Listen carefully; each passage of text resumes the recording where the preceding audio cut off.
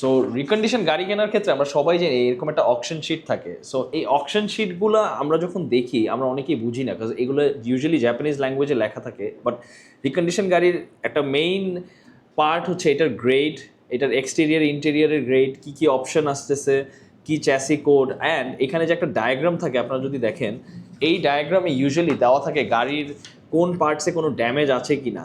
So আমি যদি start করি গ্রেড দিয়ে, ইউজুয়ালি মানুষজন বলে যে এস গ্রেডের গাড়ি বা 6 গ্রেডের গাড়ি, 4.5 গ্রেডের গাড়ি, এগুলো আসলে কি বোঝায়?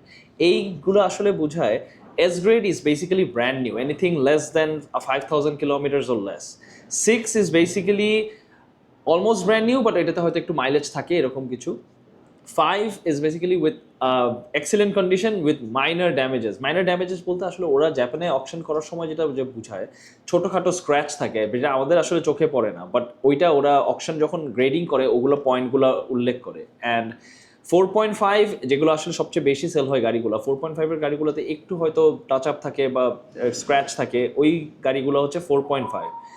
3.5 হচ্ছে গিয়ে যে গাড়িগুলোতে একটু স্ক্র্যাচ থাকে বা ড্যামেজ থাকে, ড্যামেজ বলতে ফেয়ার কন্ডিশন বাট ছোটোখাটো ড্যামেজ। অ্যান্ড যদি 3 বলি, 3-এরগুলো হচ্ছে গিয়ে যেটা পার্টস রিপ্লেস করা হয়েছে বা করতে হবে, ওরা ওটা বলে দেয়। And for 2 is basically very poor condition with significant rust or body damage.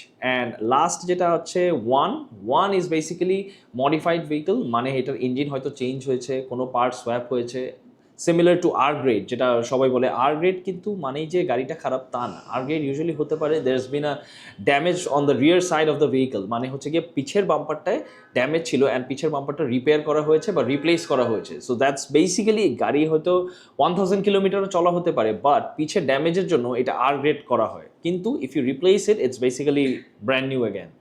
So this is the grading part. And তারপরে যদি দেখি এই কর্নারটাতে থাকে বিএনসি আমরা দেখতে পাচ্ছি।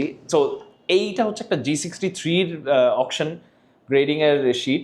সো বি হচ্ছে গিয়ে এটার ইন্টেরিয়র অ্যান্ড সি হচ্ছে এক্সটেরিয়র। সো আর এই পার্টটাতে গাড়ির অপশনগুলো লেখা থাকে। You guys can use a Google translator, আর এটা ইউজ করলে দেখতে পারবেন যে এখানে সব গাড়ির অপশনগুলো লেখা।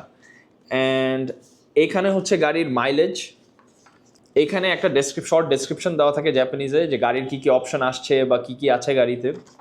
অ্যান্ড এই যে পার্টটা যেটা এক্সপ্লেন করতেছি এখন, A1 হচ্ছে গিয়ে small scratch could be something like this size, and A2 is just scratch, deep scratch, মানে যেটা পেইন্টের ক্লিয়ার কোট ভেদ করে যায়, and A3 is a big scratch, and E1